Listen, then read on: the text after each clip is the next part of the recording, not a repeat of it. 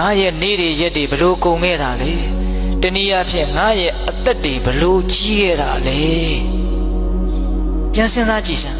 အခုအသက်50ရှိပြီဘာတွေမဲမဲရရကိုယ့်အတွက်ထောက်ထောက်ခံခံဖြစ်မဲ့ကိစ္စတွေဘာတွေလှုပ်ထားလဲ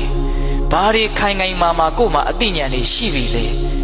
ဝိုးတော်ဝါဒရောင်ပေးပြီးရောင်နာနာနဲ့အချိန်ကုန်ခဲ့တာများတယ်ဒီစကားကဘယ်သူကိုပြောလွဲခဲ့ပါတယ်ဗျာဘာကြောင့်လဲဆိုတော့သူလဲတူတူကိုလဲတူတူပဲလေဖြစ်တယ်လို့ပဲနေကြတာဗျာတခါကြီးဒီကမကြီးများဟုတ်လားအသက်တွေသာကြီးလာတာစိတ်ချရတဲ့ကျင့်တတ်ရတဲ့အားရှိစေတဲ့အသိဉာဏ်တွေရအောင်ဘယ်သူမှမလုပ်ရသေးတာများတယ်လုပ်ပြီးစားလို့အင်မတန်နေတယ်ကိုအားမရတော့မကျင့်တတ်သောလူတွေပဲများတယ်ဘယ်တင်ဟောနေတာမဟုတ်ဘူးနော်အတက်ပြောနေတာဦးဇင်းတို့ကဟုတ်လားလူတော်များများဟာကိုအားမရဘဲနဲ့မကျင့်တတ်ဘဲနဲ့နေရတာဒီကမကြီးများအဲ့ဒါဟုတ်လားတေချာစဉ်းစားကြည့်နော်ဘာဖြစ်လို့အားမရဘဲနဲ့မကျင့်တတ်ဘဲနဲ့နေရလဲဆိုတော့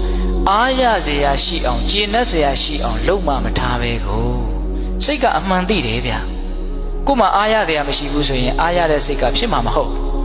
ကိုမှကျင့်တတ်เสียတကယ်မရှိဘူးဆိုရင်ကျင့်တတ်တဲ့စိတ်ကတကယ်ဖြစ်မှာမဟုတ်ဟုတ်ရဲ့လားဒါကြောင့်မြတ်စွာဘုရားက